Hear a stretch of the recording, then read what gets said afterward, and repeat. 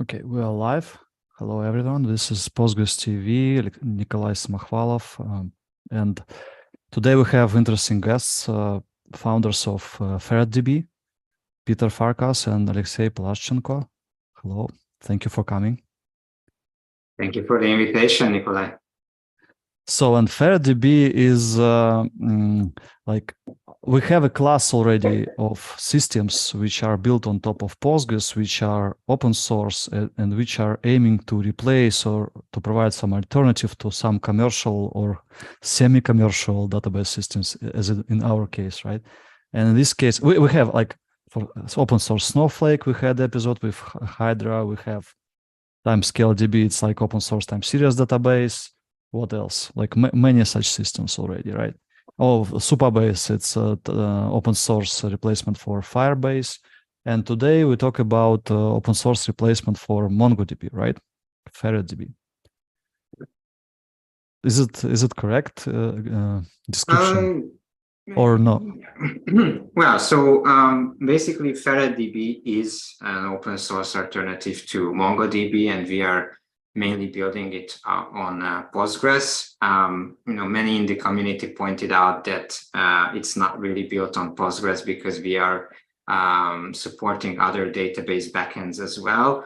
That's incorrect. Our focus is on Postgres. We believe that Postgres is the best database backend for FerretDB to build a MongoDB alternative, but there are use cases which would benefit from other backends like SQLite, for example, which we just started building out our SAP HANA, where SAP started using FerretDB for SAP HANA compatibility.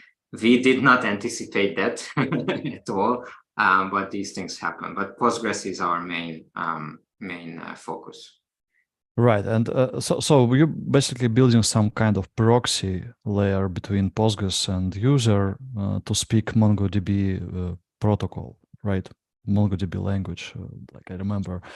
Yes. It past many years I last tried it. I remember a lot of JSON and JSON style, like and so on and so on. It was like if some people blame SQL to be not convenient for some, but I can blame those formats as well. Can you describe how have you started and why did you start? Yes, we started. I think it was around 2021, September-ish. The background story is that we've been to this amazing adventure in the Himalayas. We trekked to the K2 base camp with Peter Zaitsev, and we've been chatting about what is going on in the database world, and MongoDB came up.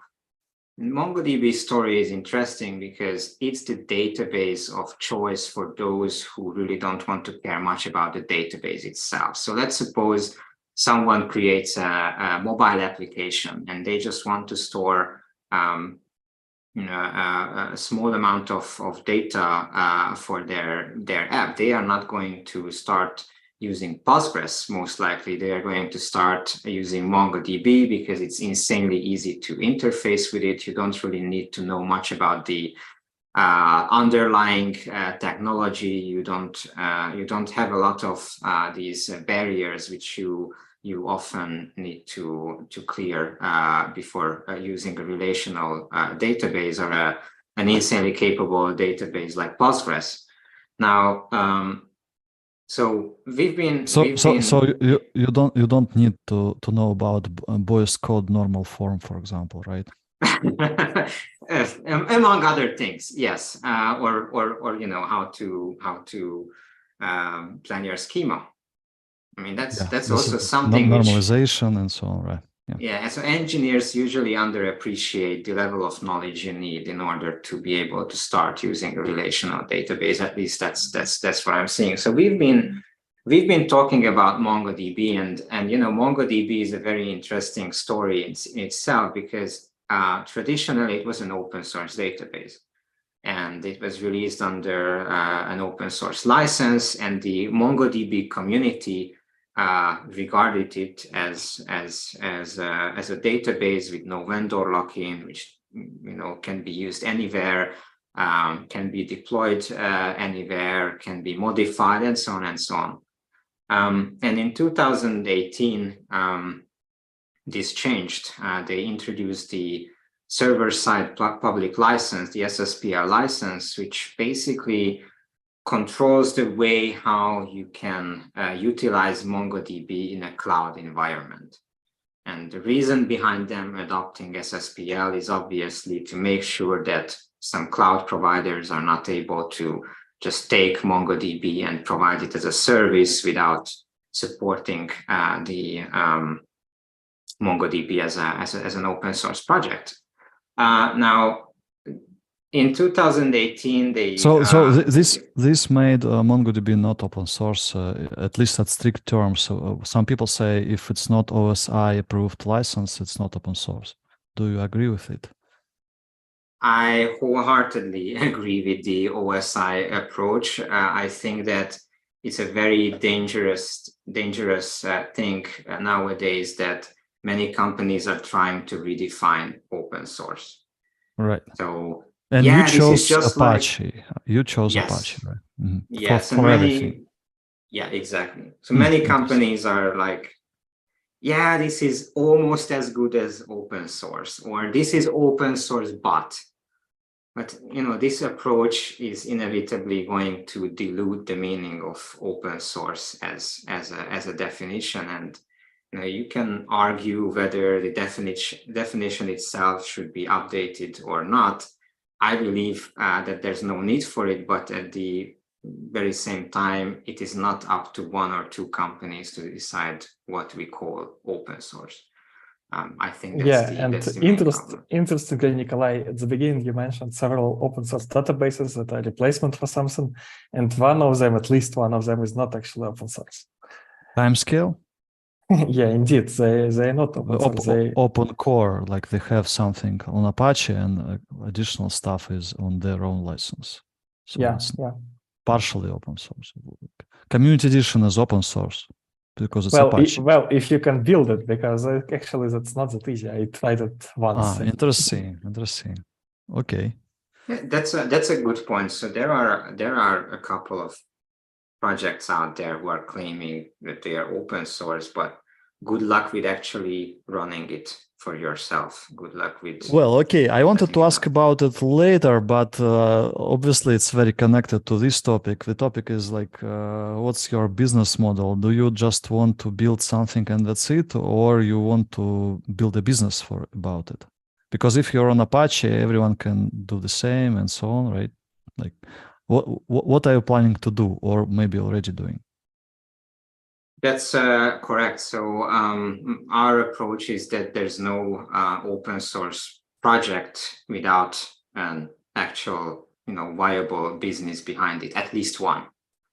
Simply because, as we've seen with some other projects where there were one or two contributors basically contributing to the open source project for free for, 10 years, and suddenly they stop, and a lot of, huge organizations relying on it are desperately trying to just clear the rubble and try to replace it with something. We don't think that would be the right approach. FerretDB from the very beginning is set up as a business. And we would like to provide services around FerretDB the same way as many other open source companies would do. Take Percona, for example. They are in open source for the past 16 years, and they are a very successful company. What we would additionally like to do is FerretDB as a service, but that's a long-term plan. For now, we are focused on adoption. We are trying to increase compatibility. We want to make sure that FerretDB is going to be useful for as many users as possible, and then we can figure out how to leverage that. What's very clear to us is that since we founded a company based on the notion that SSPL is not the license of the future, we are never going to do the same thing. I know that many companies claimed that before, like Elastic. I think they announced that Elastic is always going to be open source and free, and then later on they. FerretDB also was open source. But exactly. So I think that we want to keep FerretDB open source and find other ways to monetize it. But do you have at all any examples of database company which is fully open source and successful, continuing to build a product and also be like successful in business? Because Elastic, MongoDB, CockroachDB, and TimescaleDB, they show that you need to hide something. Actually, if you check even Supabase, for example, they claim, I hope they won't kill me because we talk quite often, they actually claim everything open source, but try to find their how they provision parts of their system or web console they are using to charge people and so on. It's not open source, of course, right? So probably they are quite good in terms of open sourcing all the components and with very, I think also Apache may be very good license, but still, like, do you have at all these companies we mentioned, MongoDB and Elastic, they had a quite good success and they changed. Like, what do you think about the risks here? Like, maybe it's normal path to change in future to less open source, to be protected from other, like from cloud providers and so on. So there is nothing wrong with proprietary. There is nothing wrong with publishing software which is not published under an open source license. I think it's a very naive thing to say that you are going to survive as a company just with open source and nothing else. I think that the point here and the important thing is in open source is to provide value first, provide value which is going to stay no matter what you do as a business after. So for example, we are developing FerretDB. You can use FerretDB for free. It's going to enable you, it enables you to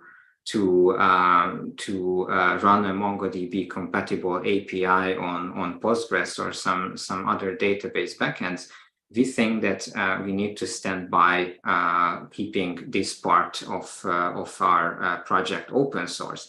If we are going to invest time and resources as a company in building some additional feature for FerretDB, which enables enterprises to use an obscure but very important type of authentication, maybe that's not going to be open source, but will that really hurt 95% of the users? Let me give you an example. I grew up with Linux as a kid, and most of the things I've used were, of course, open source, like I don't know, Apache Web Server or the MySQL database. And what was important for me back then is that I could just keep learning about these things and I could keep using them, and there was no risk that these things are going to be out of reach from the licensing perspective later on. I could grow as a user and I could develop applications, and we want to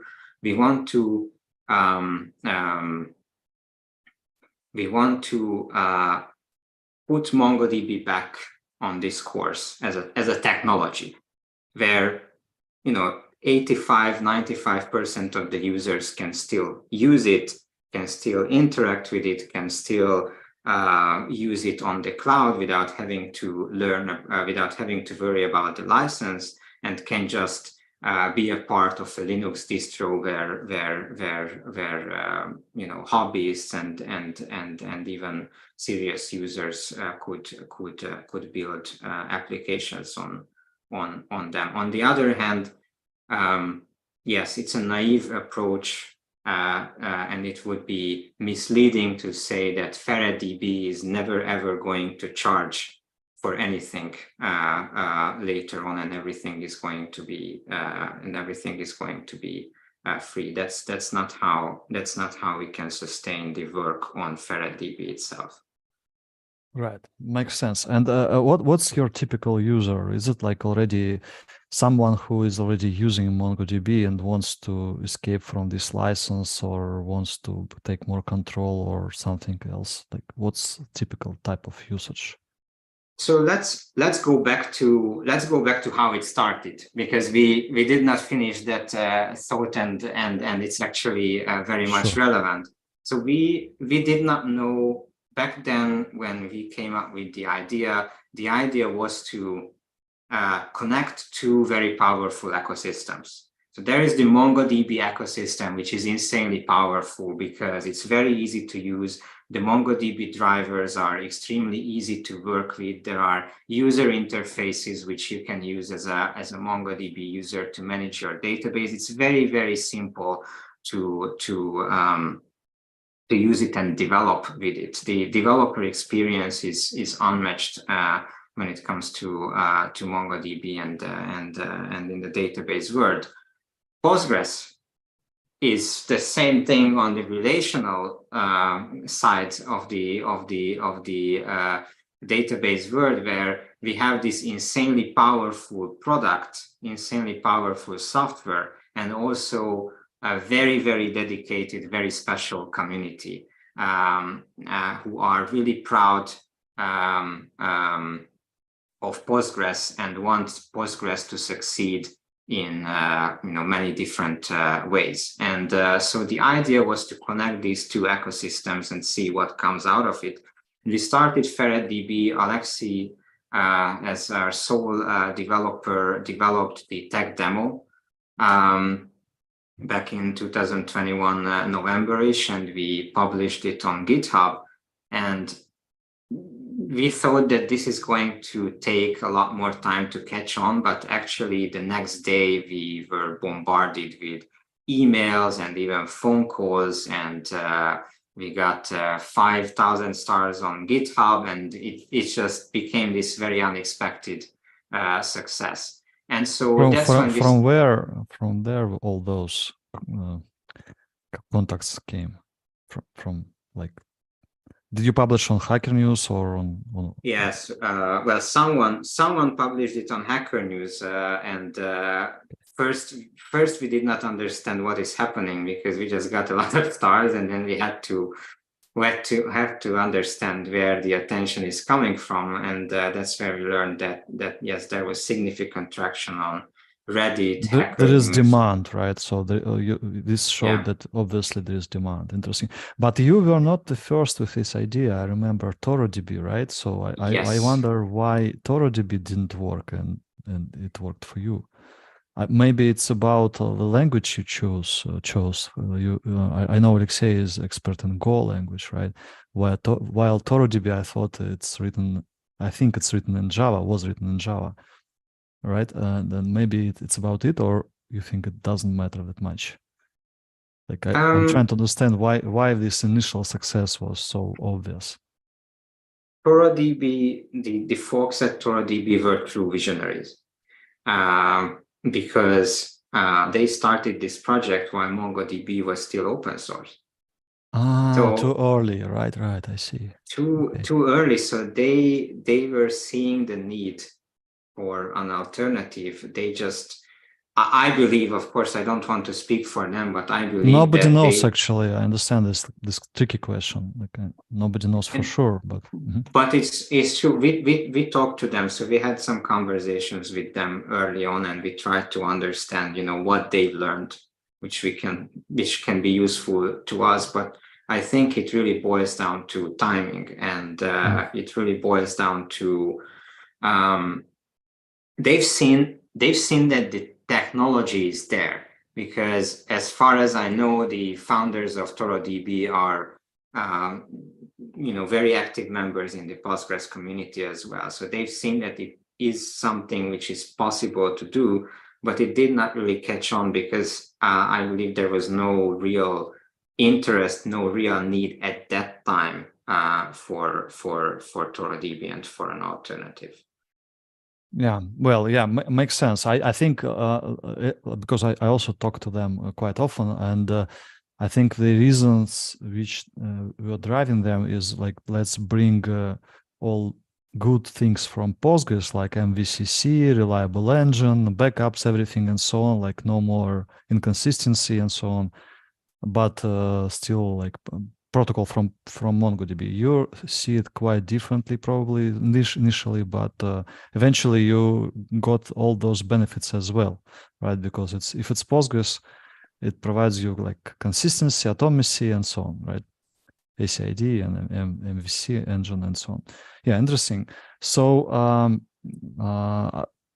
like maybe you wanted to say something else, how you started, because I'm interrupting. Oh, yeah. So so basically, this is how we started. All of the founders are from the open source database world. At some point, we all worked at Percona.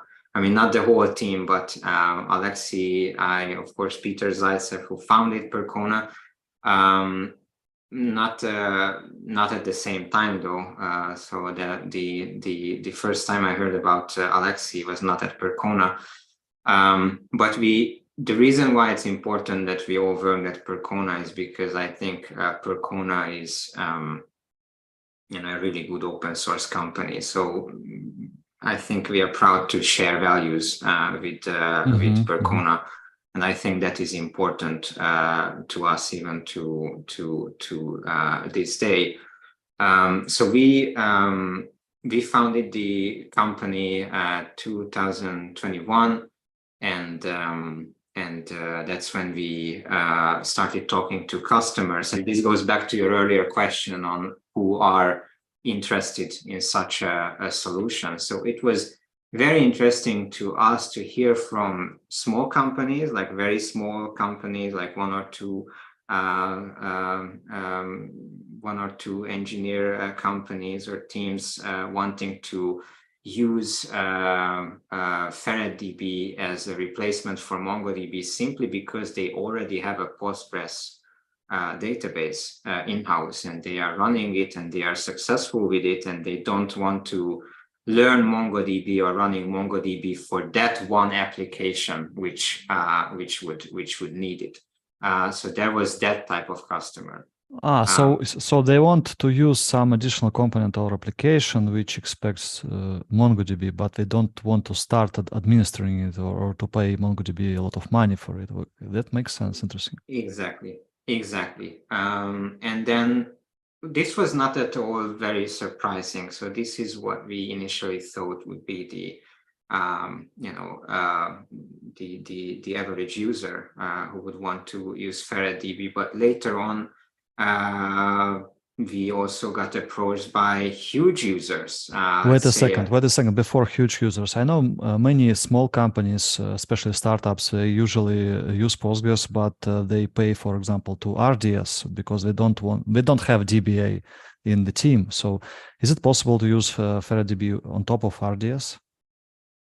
Because it's proxy, right? So we can install RDS. Is it possible at all? Technically, it should be. Yeah, right now we don't use any very, very specific things in PostgreSQL that you could use only locally. So RDS works. Yeah, just works.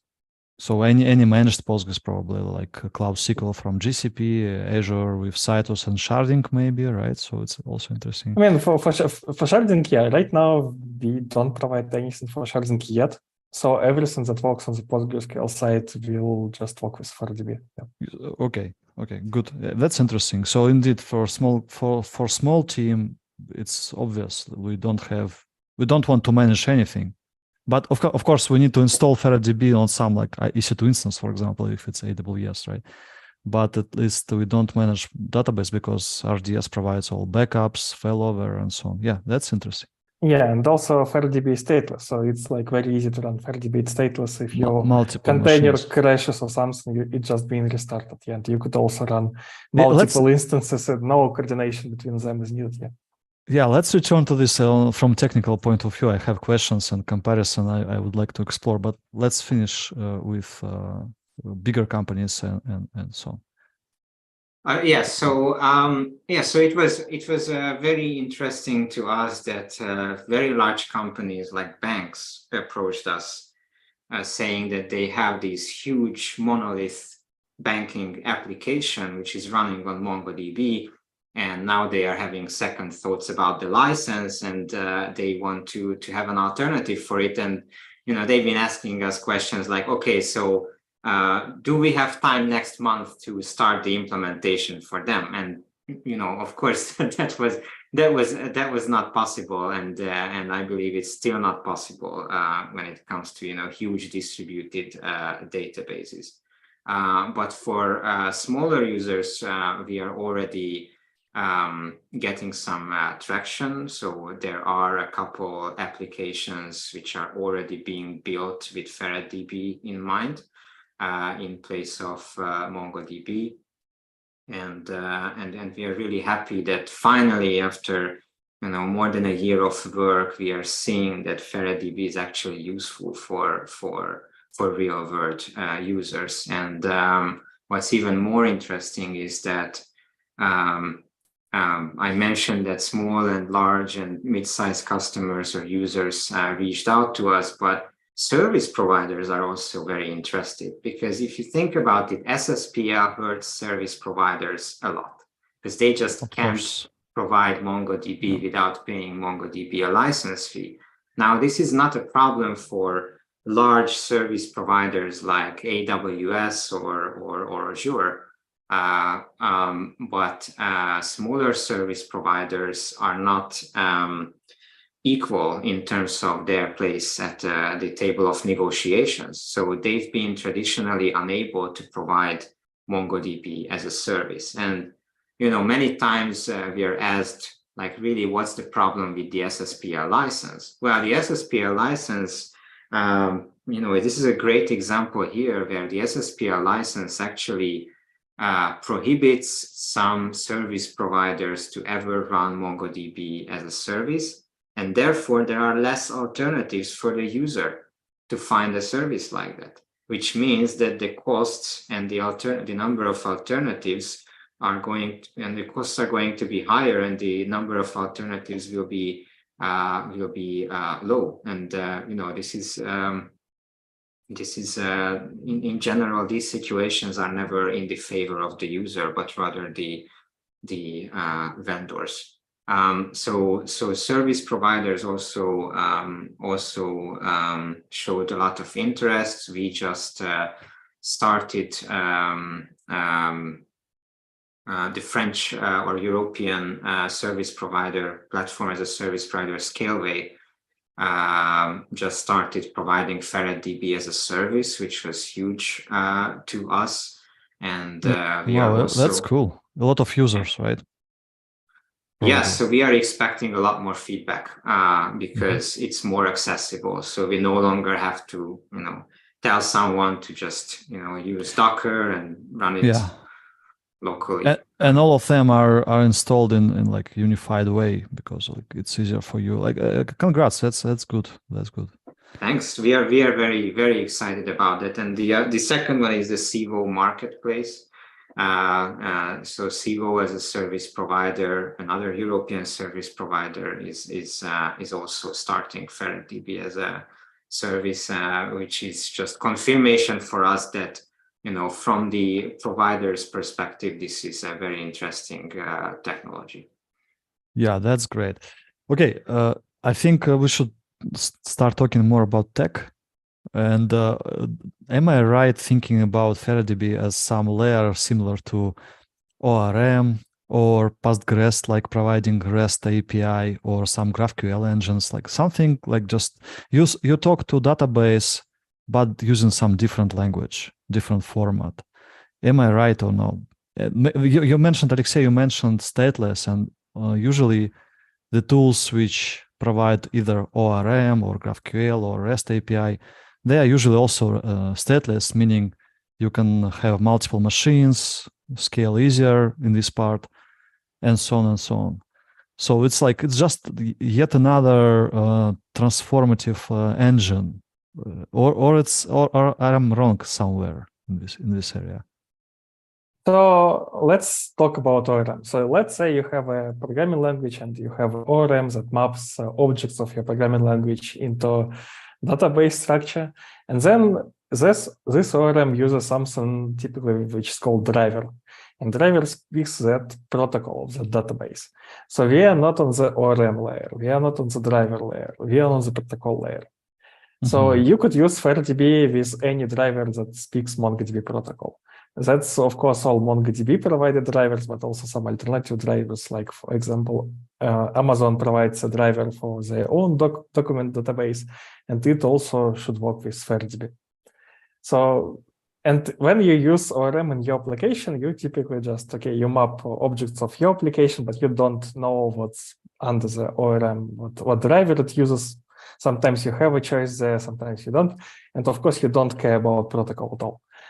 In that sense, the same thing for FerretDB. You just use MongoDB driver and it's transparent for application. Is it MongoDB or not? And if we talk about comparison to GraphQL and REST API engines, it's closer because it's... So GraphQL is more or less a protocol built on top of another protocol and another protocol as usual. But then you typically have some GraphQL schema in some code already generated for that schema. So for example, if you use GraphQL API for GitHub, for example, something that we do in our development, we have some automation around that. So we don't communicate with GraphQL directly. We just make API library calls. And that's more or less equivalent of ORM. If you use GraphQL directly with some much lower level tool, well, yeah, then you work with API of that GraphQL server. Equivalent of that would be MongoDB comments, for example.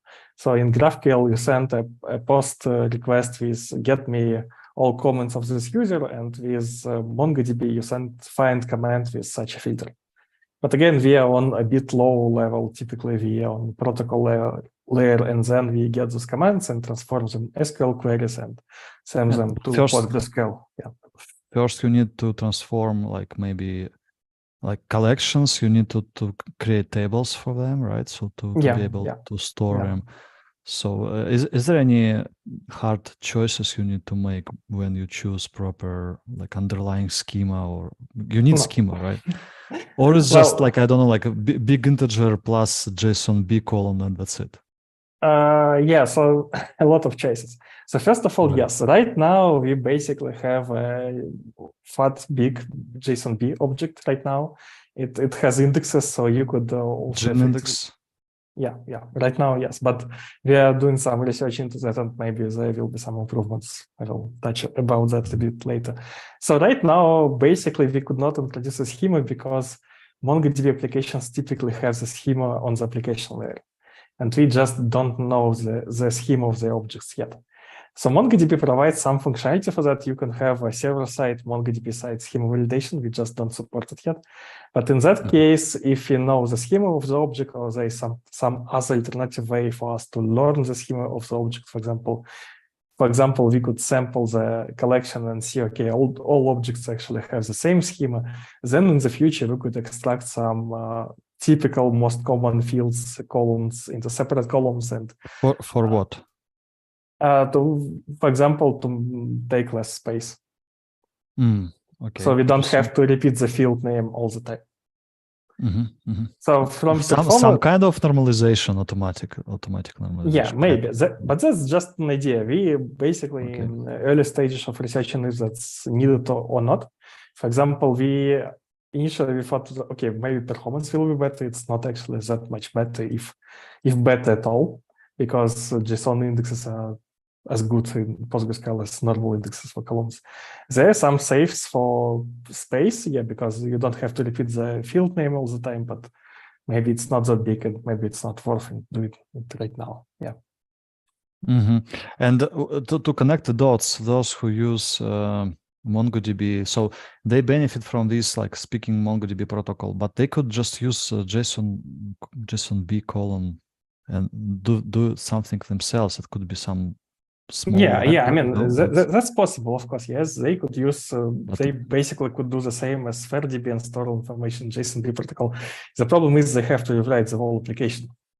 Right. So if they already use MongoDB driver and some ORM on top of MongoDB driver, like Mongoose, for example, and they have to switch ORM and driver in database.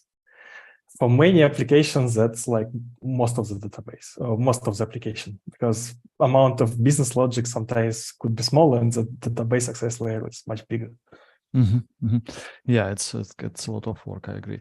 And what if, like, what about like you mentioned performance benchmarks? Can you share some like details what you have already, like something interesting, some numbers, if maybe, or it's like still?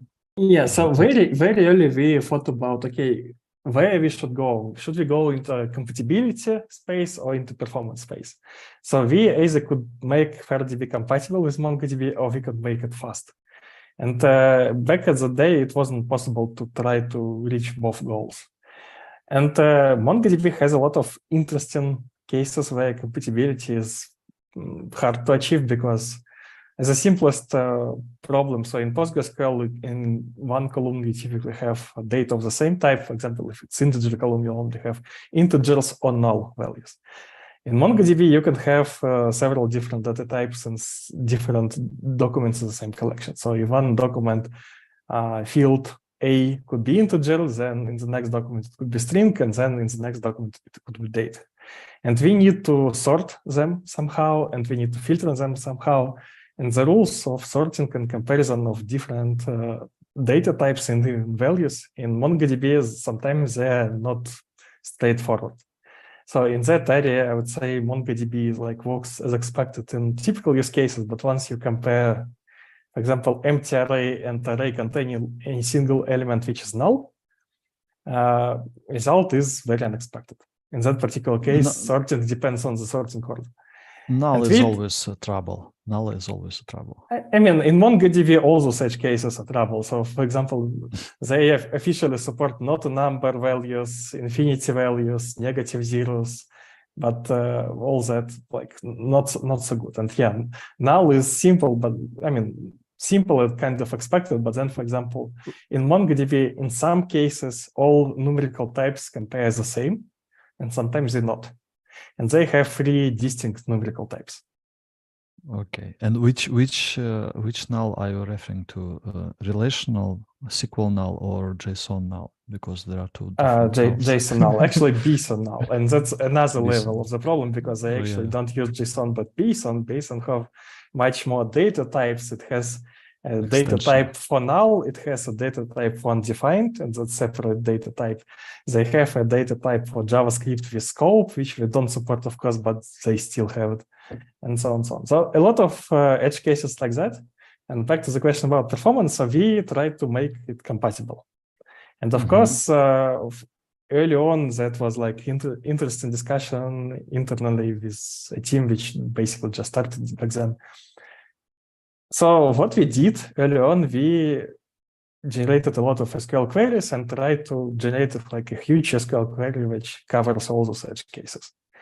And we couldn't do it anymore because that SQL query becomes very huge. It was hard to understand, hard to debug, but even worse was our own code which was generating this query.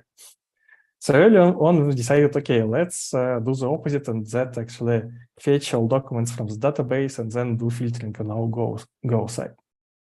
And therefore, we could write a normal Go code. We could cover it with all cases. We wrote a lot of integration cases. Now we know all the such cases. But of course, performance is horrible because for every find query, we can fetch all data. So now we are moving. It requires a lot of memory if you have a large data sets. Yes, and memory is actually, yeah. So, and then actually I will come to that just now. So now we are sending this, we are doing something called push down, which basically for simple conditions, as we know, okay, they work the same in PostgreSQL, or at least we could make them work the same way. we could send the where filter back to the database. For example, for the most typical use case getting a document by ID, we can just say the where query, and then it works like for more advanced use cases when this field is nested, for example, or something. That's all possible.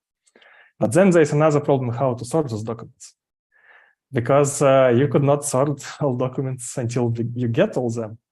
And then sorting also works very differently in PostgreSQL and MongoDB. So that's right now is not a solved problem yet. We are looking at other solutions how to achieve that. Can we make one step back, and can you explain why you couldn't make some automatic tests, unit tests or something for SQL code? I mean, we do have a lot of integration testing, and our integration tests basically work as a normal client application would work. They just use MongoDB driver, connect to database, connect to MongoDB, connect to FerretDB, compare results.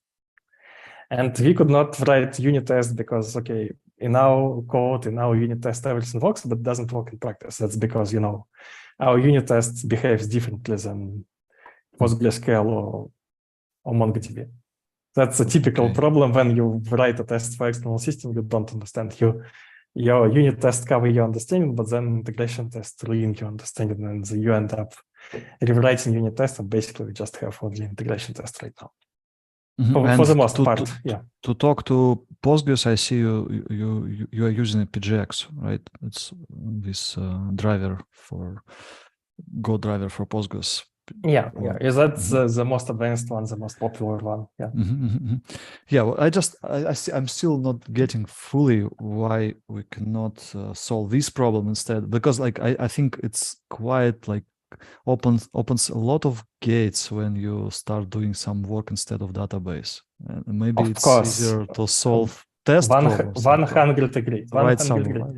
It's not a problem of tests. The problem is that the behavior of MongoDB is very different. Different. Yeah. Okay. For example, as I said, different numerical types. So in PostgreSQL in JSON, you have only a single numerical type. In MongoDB and JSON, you have 3. And then if you sort them, they work one way. If you filter them, they work the other way. It also depends, well, for numbers maybe not, but for strings, it also depends on glibc library you have underlying. So it's like a lot of collation, yeah, right? For sure, yeah, a lot of things like that. But yeah, and we basically have to understand, okay, is something popular or not? But it's kind of chicken and egg problem. So let's say we make it fast, but it's not compatible, and someone tries it, doesn't work. Cannot use it. We will never know from that.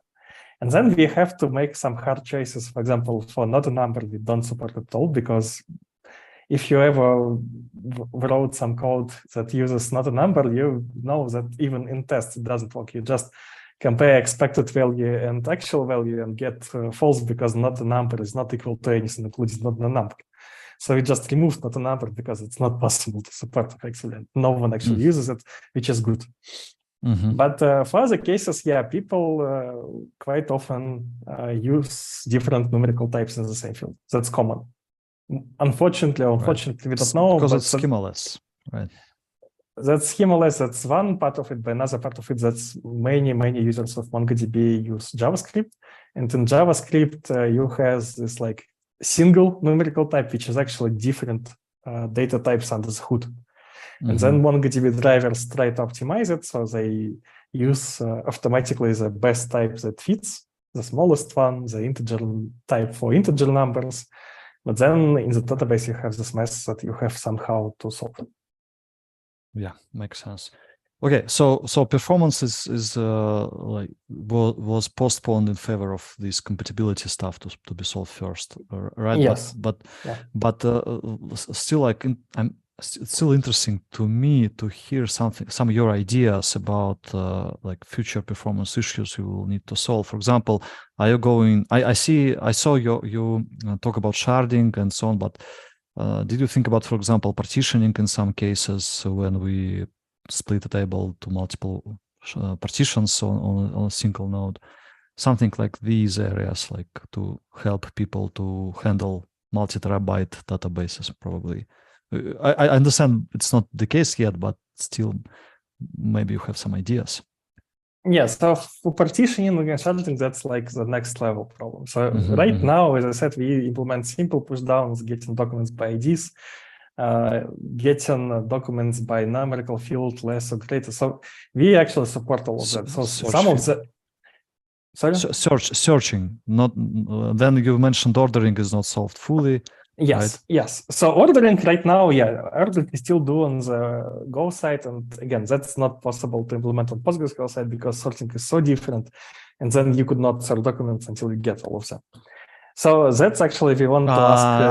1 second. If we know in advance that we will be ordering by some path in the document, I understand this is JSON. We have some paths.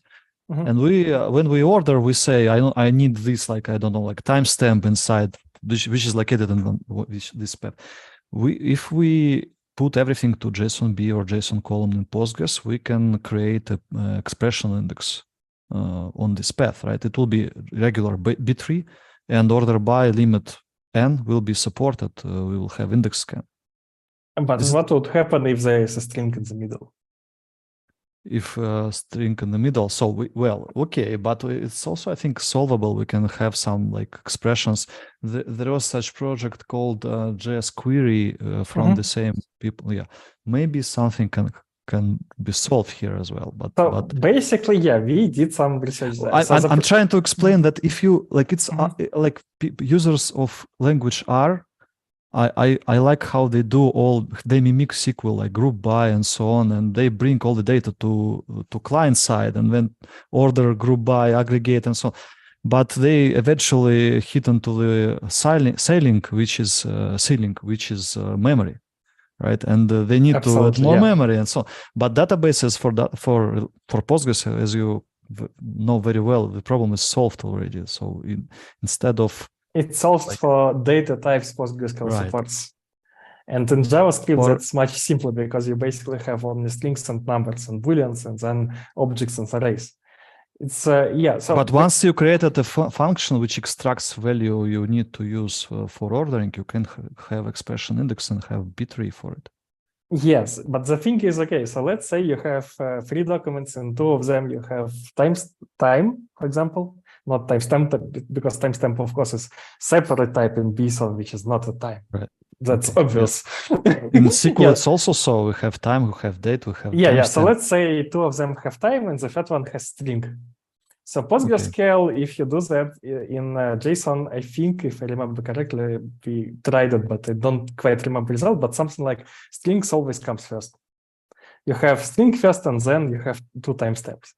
In MongoDB, that's not the case. Well, it depends on the string. If it's string also times, you can convert everything to string and then index. And if you use like year, month, like from larger to smaller parts of the timestamp or date, they will be ordered. But what if timestamp is negative? Well, I understand you have a minus at the beginning, and that's it's sort of, so I mean, there is no simple solution. I would like to have one, but with all the support PostgreSQL already have built in, it doesn't support BSON type sorting, filtering native. So now we are that's a hard problem.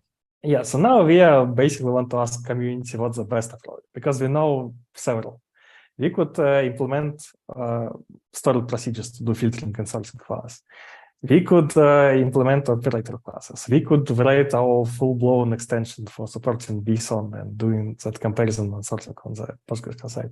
But of course, time for that is very different, and we need to understand what's the simplest, the fastest, the best approach for us. Well, if you ask me as a part of community, my answer is obvious. If you do it on client side, on your proxy side, you will never be able to work with terabytes of data. Yeah, that's clear. But what we need to do on the PostgreSQL side, because there are quite a few options.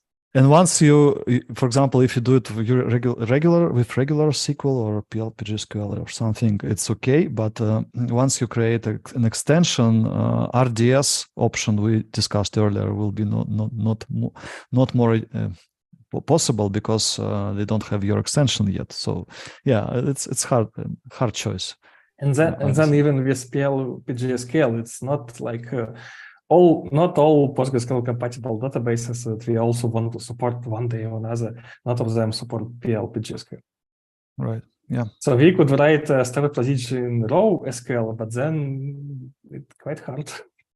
I must add that this discussion, clearly supports our approach that we needed to work on compatibility before performance, because compatibility drives interest. It also poses a lot of challenges as discussed, and we are hoping that with compatibility we will be able to raise awareness and involve the Postgres community to help us out with solving these problems. I don't think that we are I can only speak, in the name of Alexey and I don't think that we are the smartest people in the room when it comes to exploring what could, work on the Postgres side to help us with performance. Yeah, makes sense. Community interest is the first. It's reasonable. Definitely. Yeah, and on the same note, we also basically speak with our community members, with our clients, with our customers. Is all those problems I just described with comparison and sorting are real problems for them? Right. Because if there is like one person on Earth who compares empty array and array containing a single null element, and that's one person is me, because I wrote a test for that. Maybe no one cares, and we could just push down sorting to PostgreSQL side, and PostgreSQL will do everything just fine.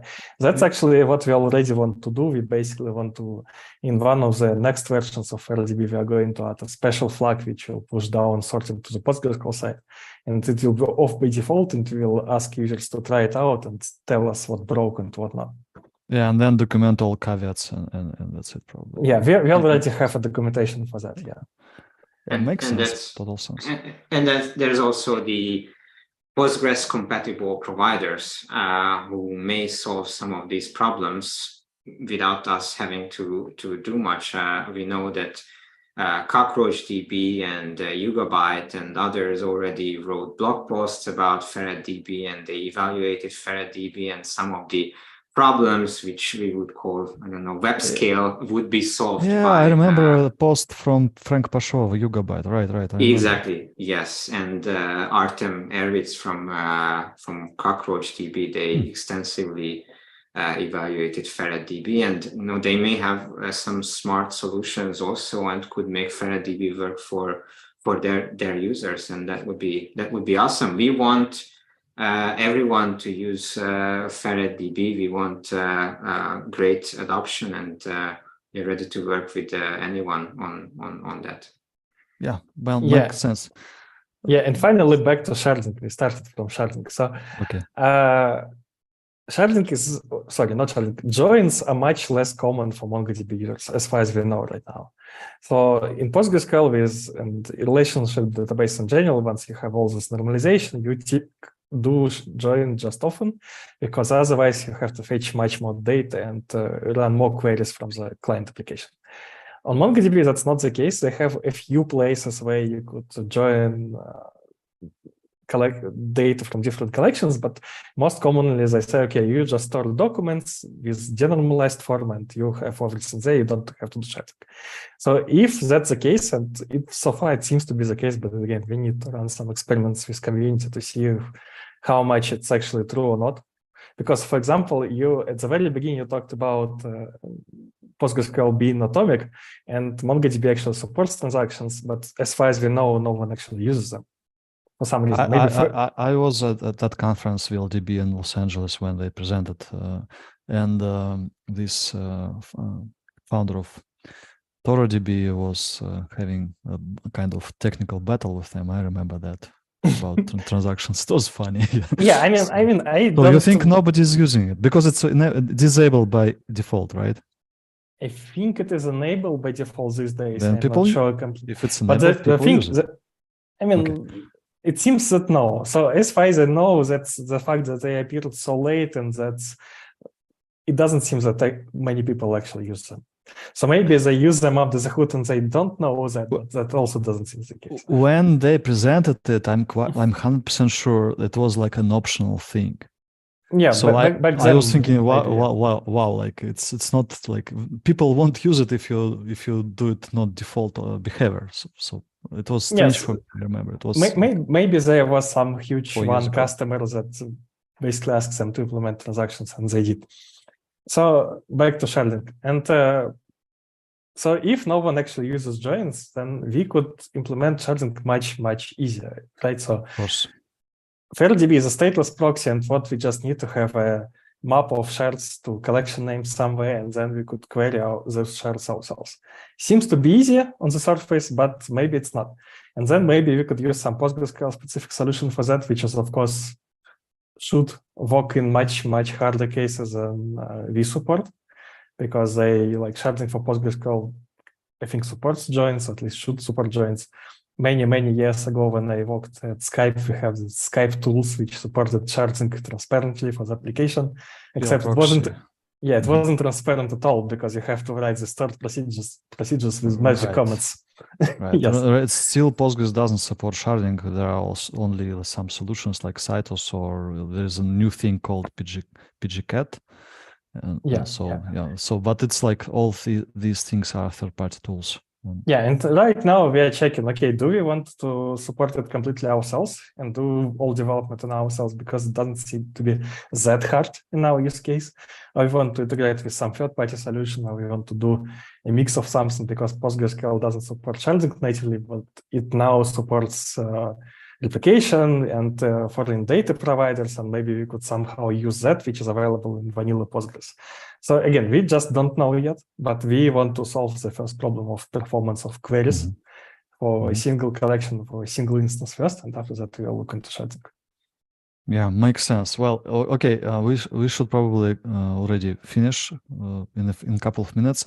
Let's probably talk about plans. I understand technical plans, a lot of work to do, but in general, what's your ideal future in a couple of years? What do you want to achieve? Don't you think MongoDB will like start noticing this work and protect somehow? I don't know how, but like, what's your ideal future? Well, what is to protect here? I think that MongoDB created a very good product. MongoDB created a need for document databases.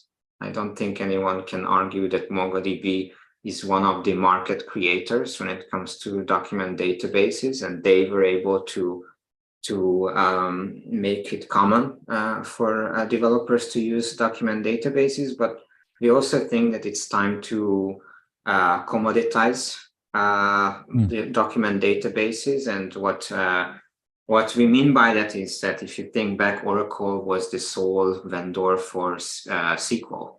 If you wanted to use SQL as a query language, then you had to use Oracle. And after a couple of years, there were alternatives like MySQL, and of course, Postgres started becoming more and more popular. And nowadays, there are trillion products which would let you interact with them in SQL. And we think that a same kind of standard is needed for document databases. So it's not great that if you want to use the MongoDB query language or something like that, you would need to buy a license from one company.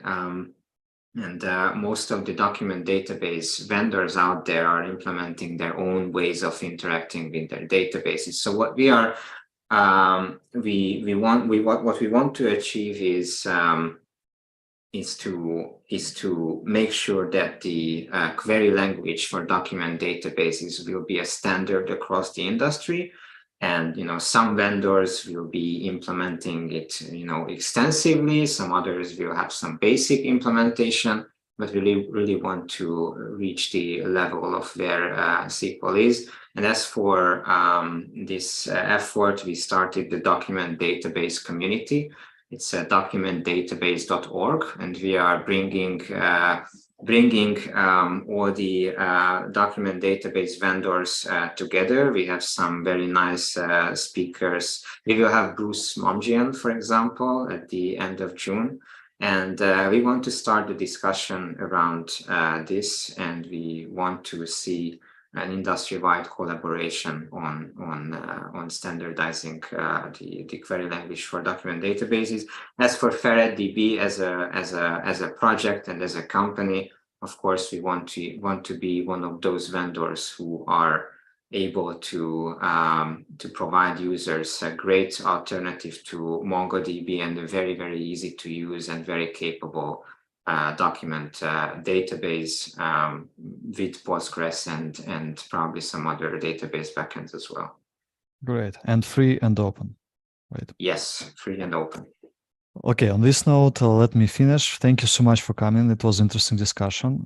Everyone who watched it, please, at this point, like, subscribe, and so on. Share with your colleagues. It's an interesting project, definitely. We still know a lot of people use MongoDB, so this is an interesting alternative. I will be rooting for you. Thank you. Thank you so much.